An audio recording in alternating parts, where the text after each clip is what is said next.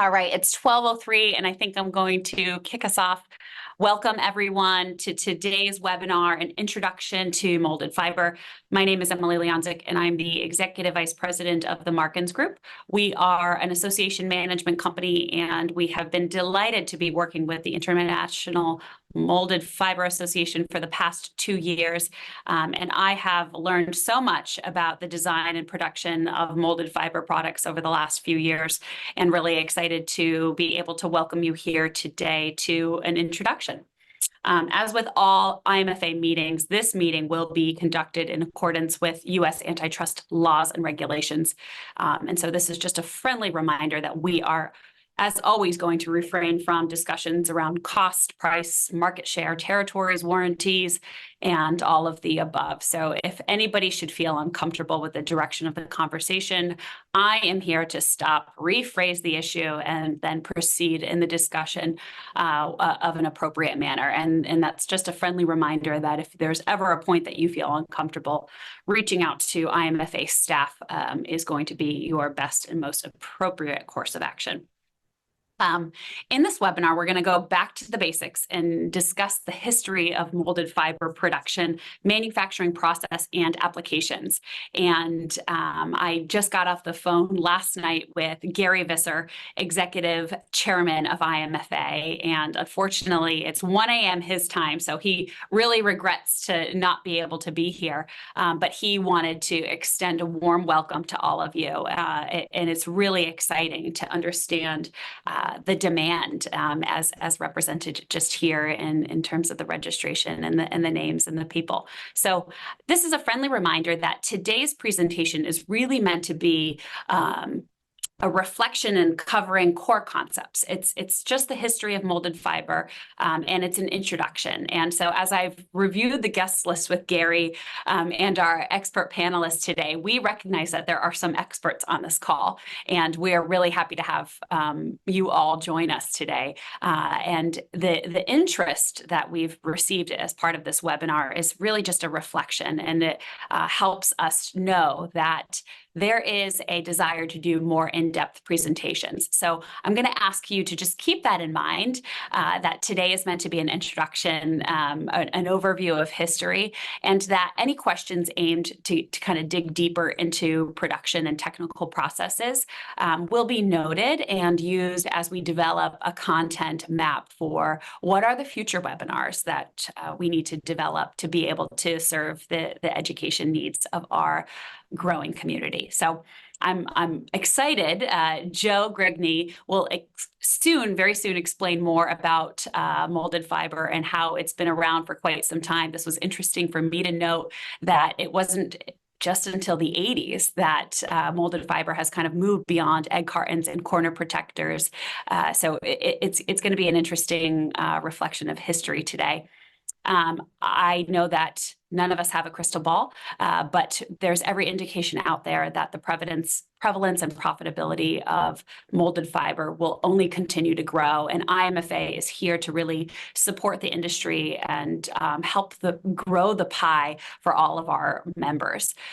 Beyond this presentation, I invite you to consider joining IMFA as members and help us continue to grow that pie and take advantage of some of the members-only education opportunities that exist not only in person, but at future webinar series. So I've been given the permission to offer a 15% discount off of membership dues in 2024 for those of you who are on this call today and considering joining IMFA as members. So please email us at info@imfa.org and talk about how you can become members today. In addition, please take out your calendars. If it's not already on them, September 11th, 12th, and 13th, IMFA will be in Carlsbad, California. So that's September 11th through the 13th. Our last conference was in Arizona. It was the biggest that we've had in our history, and we only think that it's going to continue to grow. So we have a few early bird discounted registrations. Hop on the website. There's a limited supply. I don't think that they're going to last long, so I hope that you register early and take advantage of those. coming back to today's presentation, we're going to hear from IMFA's founder, Joe Grygny, and understand the history of molded fiber and also learn about cutting-edge manufacturing techniques from Kiefel's Nick Palumbo. We're really lucky to have Joe and Nick with us today, along with a board of directors who are just experts in the industry. But before I hand the floor over to Joe and Nick, I'd like to play this 1-minute feature of Joe from last year's annual conference. You'll know that there's a sunny Arizona behind him, and it gives me all the warm feeling as I'm looking out my window at snow. So sit back, relax. It's about 1 minute, and here you go. I founded IMFA almost 30 years ago with the idea of dealing with the environmental issues. All this oil is used for making molded plastic products, and molded fiber was right there to take its place. When I started working with molded fiber, egg cartons and furniture protectors and flower pots were the products of molded fiber. Today there are thousands of uses of molded fiber, and that's growing, and it's going to continue to grow, especially in the last 5 years of taking a huge leap in technology and in market both. There's great opportunities for all sorts of industries in our molded fiber industry. I'd like to see a lot more collaboration in our industry. Environmental issues are not going to go away. They're going to continue, and molded fiber is one of the great ways of addressing it.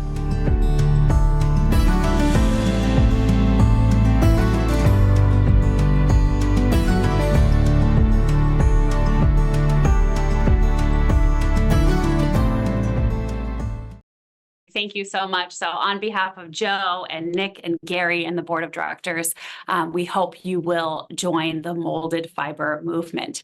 Before we head into today's presentation, I just want to remind you to use the Zoom's raise hand feature. When it comes time at the end of this presentation, I'll ask for hands and would love for anybody to join us live here on camera to ask your question live. Please feel free to use the chat at any time. Throw your question in the chat, and we will try to get to answering those at the end of the session. And like I said before, if we don't get to answering those questions, or if they're too technical, please still put them in the chat, because we can take that information and help us develop our future curriculum.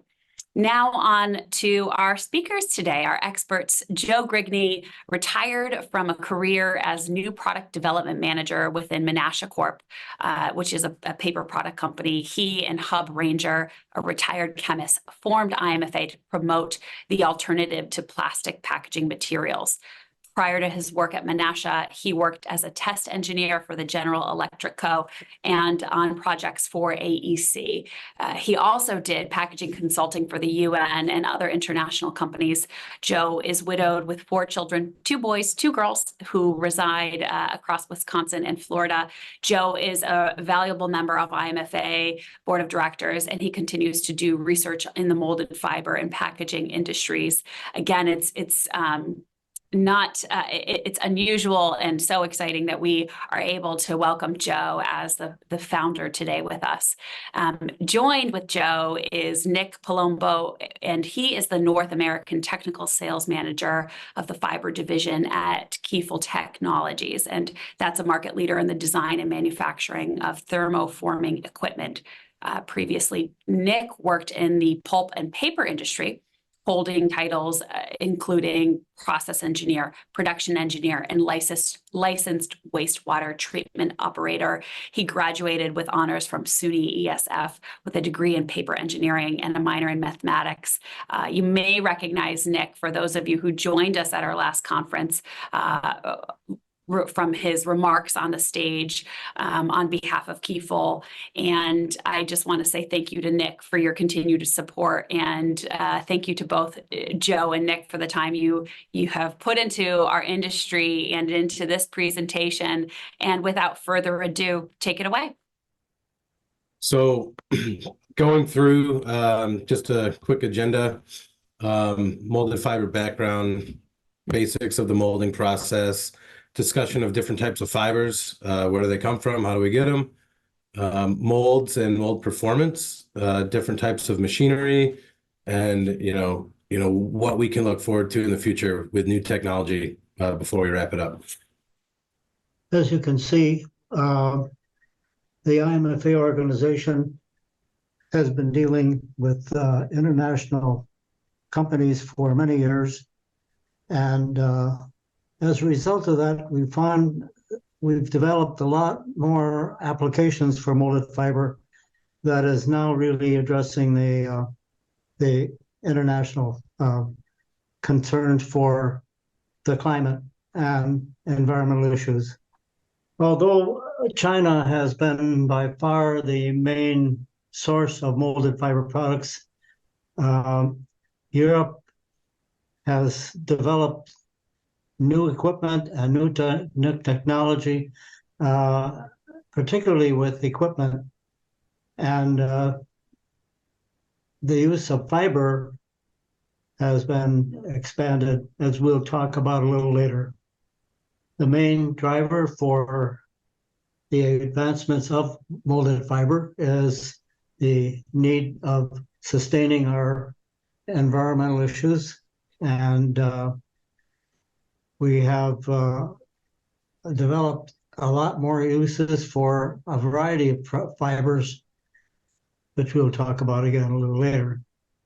So why choose molded fiber, right? So like some obvious reasons are listed on the screen, but I mean, molded fiber, anything really pulp and paper is great. It's compostable, recyclable, versatile, different geometries, 3D shapes, different uses and end products, and a plethora of different raw materials can be used to make these products.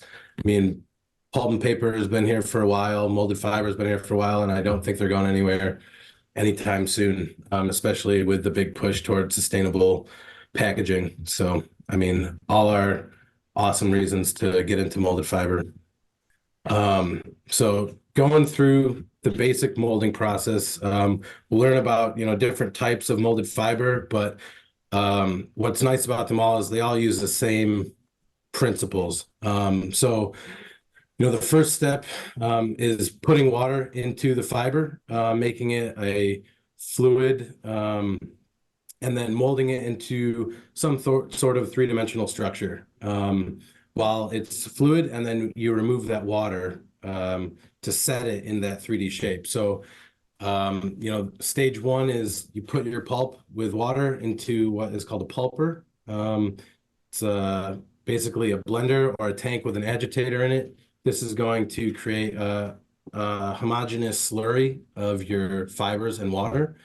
And then the next stage is forming it. So you take a porous mesh mold and you draw the pulp up into it. You start to dewater there. The mesh holes are small enough for the water or to keep the fiber back, but the water can pass through.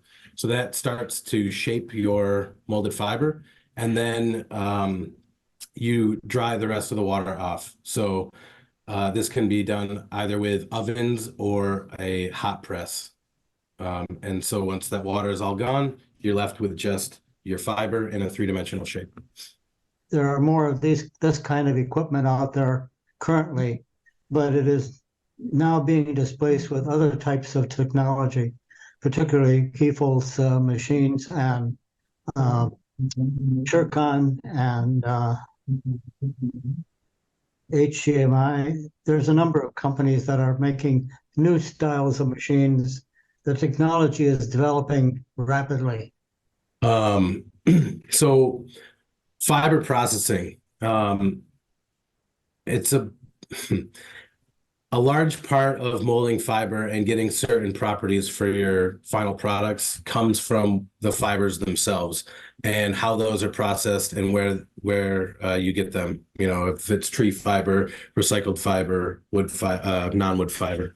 So there's different ways to prepare fibers.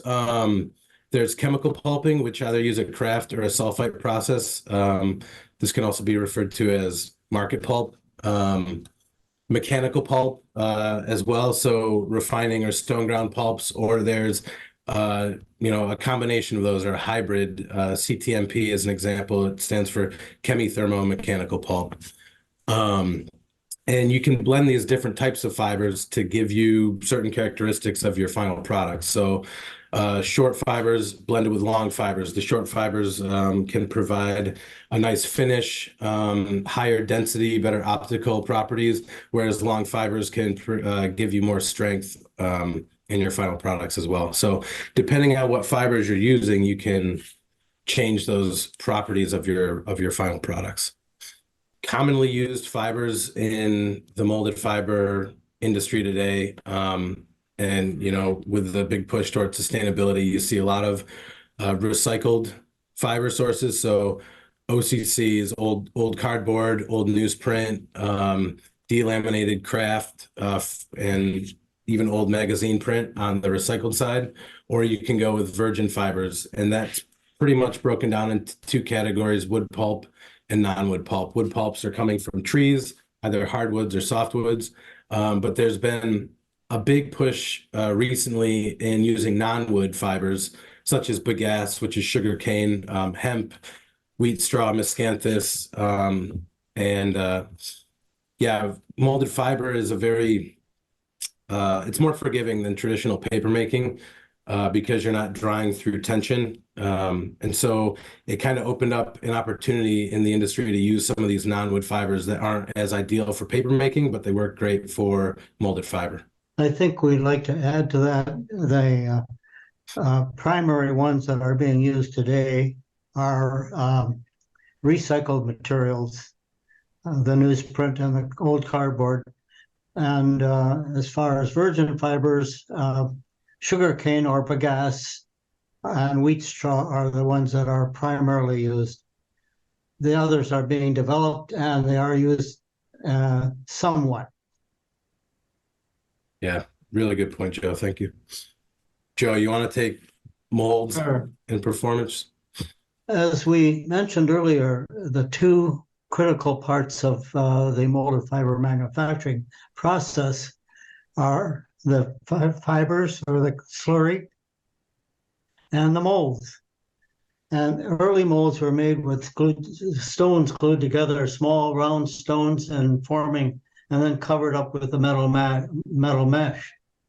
Usually a 40 or 50 stainless steel or bronze screen. And today, molds are made of aluminum or bronze, drilled and provide porosity, and they're covered with the same type of screen, either usually a 30 or 40 or 50 mesh stainless steel. The design of the mold is critical, and the behavior of the mold in a machine becomes a very somewhat of an art, really, because it's a little iffy when you start molding, applying a vacuum and to the fiber and the molding process. The newer 3D printed molds have been implemented, which increases the speed to the market, and they provide much better product. So molding systems. So from basically when you get your pulp to preparing it, sending it to your machine, there's a molding section, and then your preferred drying method or type of drying method. And then, advanced systems or newer systems can contain automation for product handling, thermoforming technology, which is using a hot press to dry, and improved processes and products. Shown here are, most recent molded fiber technologies. So they're starting to move into digital process control, robotics, using alternative fibers instead of just the recycled material or wood pulp, and like Joe said, new mold technology. membrane pressing. There's a whole section of molded fiber machines now that are dry molding without actually adding the water in, or not that much water in up front. And again, 3D printed molds are gaining popularity nowadays. Here's a video of a modern molding process. So here you can see the use of a 6-axis robot for product handling out of a hot press. This is a thermoforming machine. And so it's taking the parts and bringing them over to a trim press where the edges will be trimmed off so each part has a very nice rim. This is commonly used for something that will have a lid going onto, a snap fit lid or any sort of other post forming automation that requires a crisp, precise rim on every part. And here the parts are being stacked as well. So you can also reduce labor costs using automation. There are 4 basic processes, and it's primarily concerned with the machinery and the products that are produced. The thick wall material uses one single mold and produces a very rough product, usually thick walls of maybe 3/16 of an inch thick, and used for packaging heavy products such as motors and automotive equipment. Transfer molded is the typical one that you saw, the early machine making egg carton type products, but they're also making a lot of other types of packaging material items for computers and automotive products. The thermoforming products, molded fiber products, are used mainly for food service material, clamshells, trays, bowls, and that sort of product. And process means is kind of a catch-all category, mainly involved with the type of activity that has to be done with the product after it's made.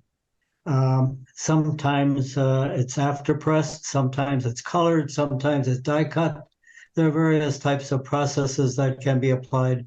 Embossing, another one. So almost all molded fiber packaging can be recycled with waste paper. Different types of machines produce different types of products. All machines can't make all types of these products. There's no machine that can do all of them. So Joe, would you say that the main difference between type 1, 2, and 3 are the wall thickness? That's one of the things, but also the finish, the surface characteristics. The thermoform products have significantly better finishes than standard types of transfer molding. That is, type 3 products are much more finished. In fact, I have to say that type 1, 2, and 3, actually those categories came about 20 years ago. Since then, there's a type 1A, type 1B, type 2A, type 2B, using different types of processes and slurry and fibers. As we said, these are basic fundamentals. There's a lot more to this that need to be downstream. So we said earlier, the driver for the huge growth and use of molded fiber products is primarily the environmental issues. And we are seeing more and more companies, both local and international, are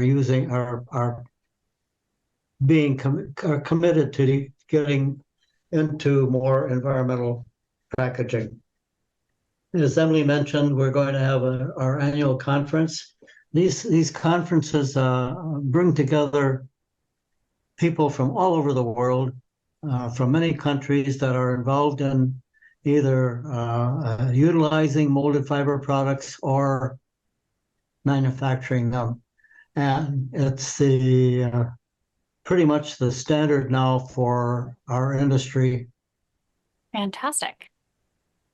Do I have anybody who has any questions here? I would also just like to give a shout out. I see that Ian and Jim are on this call from IMFA. I don't know if you want to turn on your cameras and say hello. I know that Ian was just honored at October's conference and received the Joe Grygny Award for his service to the molded fiber industry. Hi, Ian. Good to see you. Thank you for being here. It was good. Hi, Ian. Good listening to you guys. Glad I could jump on. Nice turnout. I see over 50 people. That's great. And Absolutely. nice place to be, molded fiber. And Joe, I was completely honored to receive your award. So very nice. Thank you. Wonderful. I think we do should have mention that one question that came in, and I think this is a great question as it relates to that last slide there on sustainability. And it was, what is one of the biggest issues facing environmental challenges, or some of the biggest issues? Could you talk about sustainability within the industry and what are those environmental challenges? the challenges are primarily replacing plastics.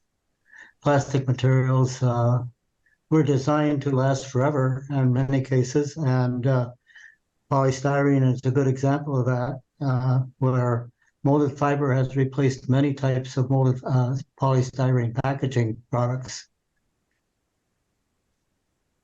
Yeah, and to add to that,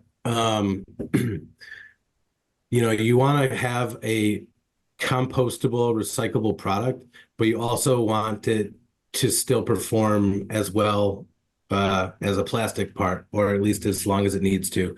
And so to have something that can withstand water and oil, or have oxygen barrier or moisture vapor barrier, but also have it compose within 84 days is a big challenge. And so I'd say that's a big challenge for the industry as a whole currently. Yeah. That's great. One of these questions may be related, and I know there's lots of other applications, but I know that plastic relative to food safety is a big question, and how are you using molded fiber? So the question comes in and talking about FDA protocols regarding food service and molded fiber, and could you speak to some of the maybe challenges or protocols, and how does molded fiber replace plastic in that use case? So, I mean, I can take a go at it. Cellulose is the basic form of a fiber, and it is an FDA-approved food contact substance. It's not until you get into, and we kind of breezed over it in the presentation, but the different chemistries you can add to add functionality to your final parts. That's where you can run into some issues. I mean, we all know what PFAS are, polyfluoroalkanoates, and that there's a big push right now in the US and Europe to ban PFAS additives for oil holdout. I mean, so that's a challenge. They work great functionally, but they're a forever chemical. And so that's been, kind of where you need to be careful when it comes to FDA. I would say is more towards what you're putting into your fiber. The fiber itself is fine. Great, thank you. The question is, where do you place dry molding in this overview? Can you talk a little bit about dry molding? Yes, that's one of the newest technologies that have been developed very recently in Europe, and it uses a process of using roll stock. It's similar to paper printing almost, where a big roll of paper is fed into the equipment. It's treated a little bit and then it's pressed into a shape. So it's brand new technology that is um, being adapted now in a few countries. And to add to it, and maybe correct me if I'm wrong, Joe, but I would kind of lump dry molded in with thermoforming because they are still using a mold to press and it's heated. So Yeah, it still comes into the category of thermoformed, right? Yep. So type 3. I'm not sure if I'm saying this word correctly, but the question came in is what is it about bagasse, for example, that makes it a good fit for molding rather than other paper making fibers? Nick, can you, or Joe? Mainly because it's a virgin fiber, um, and it's the sugarcane grows well. It's I guess I'm not too familiar with the agricultural aspects of bagasse, except that it's considered a material that's a virgin fiber, and the concept is that it's better than recycled fiber. Um, I think maybe Nick could, who has got more information on fiber, could address that a bit. Yeah, so bagasse is an annual crop, right? And so it grows every year. We press the bagasse for its sugar, and that's how sugar is made. And then you can use the byproduct of the sugar as a feedstock for your molded fiber process. So it's, creating a zero waste between the sugar farmers and the molded fiber producers there because you're using the waste from the sugar process. But it also it behaves like a typical like a hardwood fiber, and so it is a good fiber to use for molded products. Fantastic. Thank you. This is kind of along the same line. The question came in reflecting on last year's conference, lots of conversation about the growing alternatives that are entering the industry. Could you talk about other alternative fiber sources that you think might be coming available in the future? Yeah, I can take that one. So we do a lot of R&D at Kiefel that revolves around alternative fiber sources. From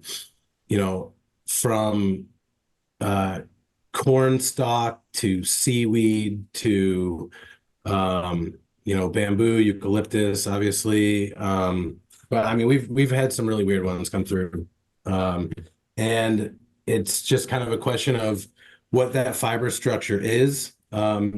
Can you get good hydrogen bonding when you dry it? And will it, is it strong enough to do what you want that product to do? So it depends a little bit on what the final use is as well. But yeah, I mean, there's been a lot of creativity on what fibers we can use in the molded fiber sector, away from the standard virgin wood fiber or recycled content.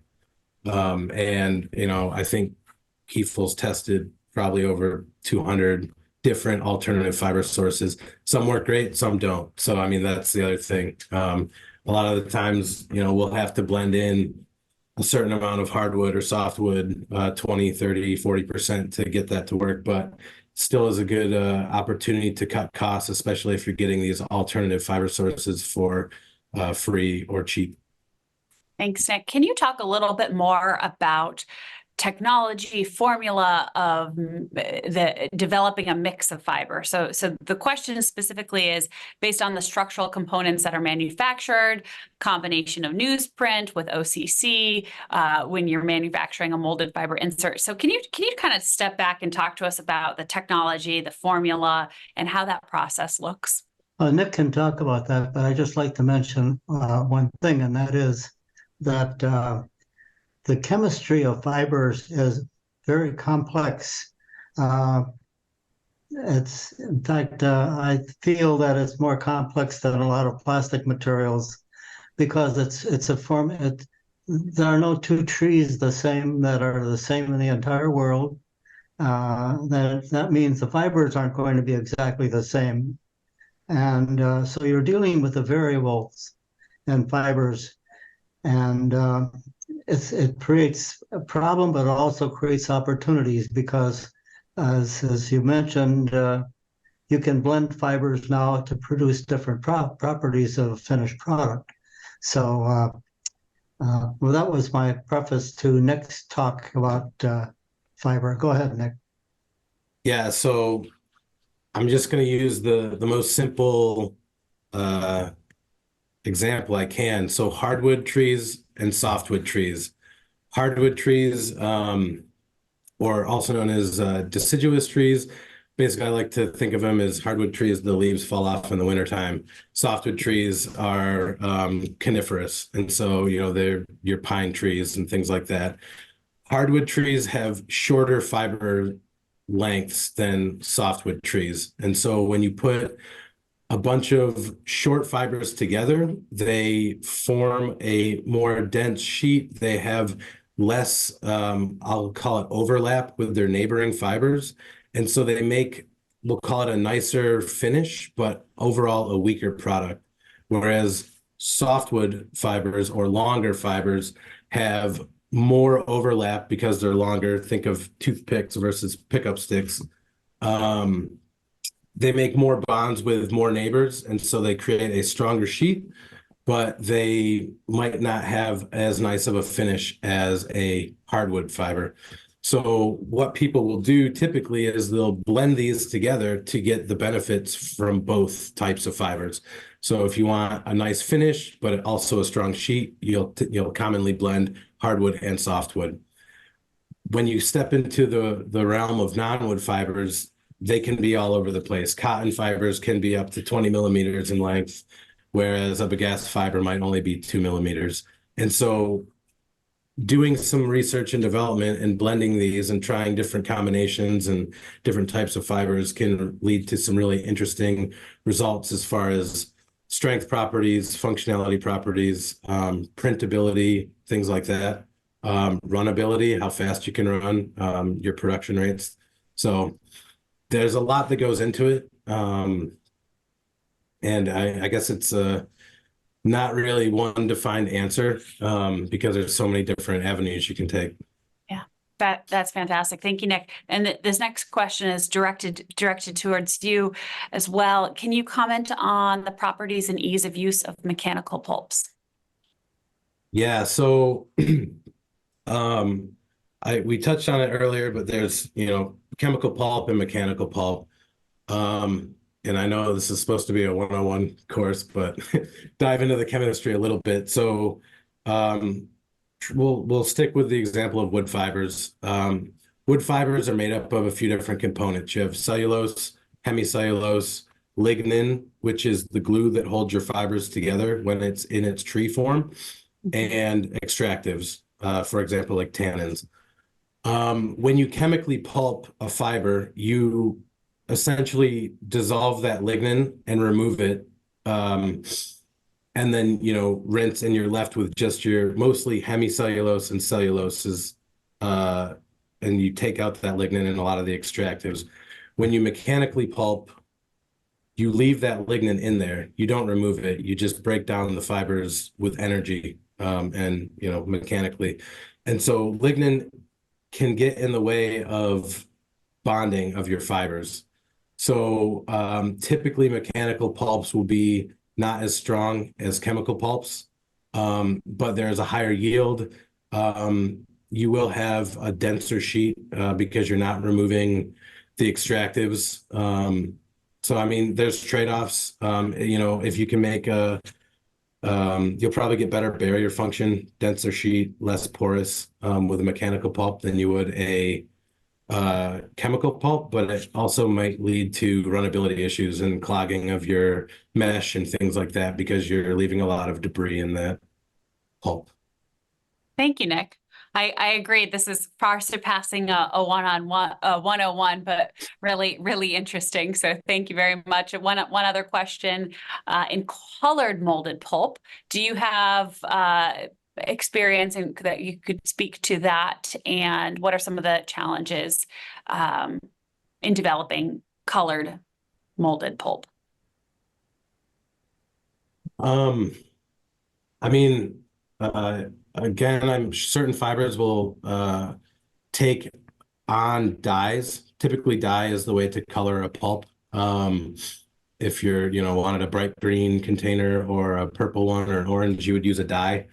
Dyes come in all sorts of shapes and sizes, from powder dyes, liquid dyes that are industrial versus natural food dyes. You can boil beets and dye your pulp slightly pink with natural food dyes. I don't think there's a problem dyeing pulp. It'll, be hard to dye a naturally brown pulp, light blue. But if you're starting with a bleached pulp that's white, most of the time they take dye pretty well. So yeah, I don't see too big of an option coloring your pulp. We've done it quite a bit here. I'd like to add to that a couple of things. One is that there are a number of products on the market right now in Asia that are multicolored. I've seen probably a half a dozen different colored parts of molded fiber in Asia. But also, it's important that to recognize that when molded pulp is manufactured, you're making huge quantities of material, and they're kind of limited to high volumes because you really can't use the same slurry with different products. So when you color the pulp, you're limited to that kind of product in production. Fantastic. Thank you, Joe. We'll take a couple more questions before I get people signing off because it's the end of the hour. I just want to reiterate we had a question come in regarding membership, and I just want to remind you all that membership categories are based on manufacturing capacity and many other criteria. And we do have sponsorship opportunities available, especially for this year's conference that's happening in September. So I encourage anyone who's on this call, if you're interested in wondering if there's membership criteria that aligns with your organization, please reach out to info@imfa.org. We can answer those questions, and we can also offer you 15% off of membership dues this year if you are within the membership criteria. All right, next question. And I know that this was a huge conversation piece at your conference in October. And I will remind any of our members who are on this call that they can go back and review the presentation slides from last year's conference. But the question is, how do you best approach barrier properties? And is that by internal chemistry or is that coatings? So barrier function, I think it boils down to what do you need out of your final product? So if you're making a hamburger clamshell that needs to hold out water and oil for, call it a day or two, I think you can achieve that with internal chemistry. Longer terms, if you're looking at food packaging, like something that might be found in the grocery store, that has longer shelf lives of, a couple months or something along those lines, dairy, frozen meals, things like that, you might need to look towards surface chemistry. But again, it depends on what you want your products to do. I will say, if you're looking for oxygen barrier or moisture vapor barrier, it's difficult to get it with just internal sizing. But yeah, it depends really on what you need your final products to do. But there's, I guess, a few ways that we look at it. There's internal sizing, there's surface sizing, and then there's even lamination. and there's been a lot of, I guess maybe this is more in Europe, but people laminating with biofilms, biopolymers, so that it's still compostable, but they also get that barrier as well with their molded fiber products. Thank you. Could you talk about or comment on the availability and supply of non-wood fibers in North America? Sure. I think generally as most of the products in North America are high volume products are using recycled materials. However, there are companies now producing products using the gas, sugarcane, and there's a supply of that coming out of Florida and Texas. There's miscanthus is being produced in some of the southern states and is being used now in combination with some other materials. Wheat straw is another one that is being produced in the northeastern or northwestern part of the country. But that is an area that is being developed. It's certainly it's the right time for that to come about. And there's going to be more of that come in. In fact, Florida right now is studying the production of hemp, industrial hemp, which is a great material for great fiber for molding. Fantastic. Professional development hour, that was a question that came in. And although this is not, a certified training, if you need an email or recognizing your participation in this 1 hour introduction, please feel free to email us at info@, and we'll be happy to see what we can provide. But like I said, this is not a certified training course, but more a general introduction. In our last couple minutes, Joe, Nick, do you want to summarize, what are the biggest challenges and opportunities in the industry? And, what anecdotes would you like to leave our participants with? Joe, I'll hand the floor over to you first, and then we can close with Nick and wrap things up here. Sure. Well, my first comment would be get involved in using molded fiber. Anybody that has in the packaging industry right now, look very seriously at looking at molded fiber alternatives. It's a great product there's a lot of versatility in molded fiber. It can be used for so many things. In India, they're using it for traffic cones to make traffic cones, for an example. And new things are coming about. Our members are finding new ways of using molded fiber all the time, and they have great design capabilities to do that. So if you have an idea of a packaging project, contact one of our members, and they certainly can give you some good design help. Thank you, Joe. Nick? Yeah, I'll just say that, molded fiber, I've been in molded fiber now for a little over 2 years. And from the time I started until now, it's amazing how much more advanced we've gotten with different chemistries, different mold technologies, machine processes. It's growing at a very rapid pace, and I think it's only going to get better and better. And so I think now is the time to jump in. I know everyone always wants to be first, to be third, but you also don't want to wait too long and get left behind. So I think it's a great time. It's a great space. And again, like Joe said, it's a sustainable product, and I think it'll be around for a long time, but not as long as plastic.